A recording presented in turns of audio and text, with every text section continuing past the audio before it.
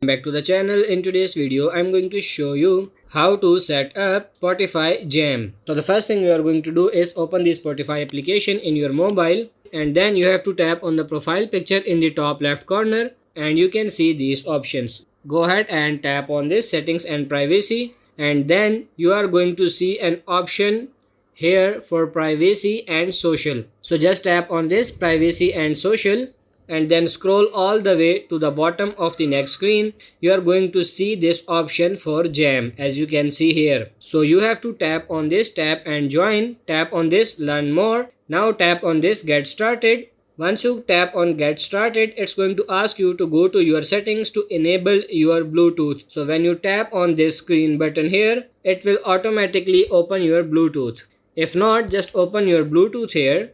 And now as you can see, connect to a speaker, open Spotify, then bring your phone together to join the same Jam. And that's pretty much it. So that's pretty much it for this video. I hope this video was helpful. If it is, like it and subscribe to the channel. Thank you.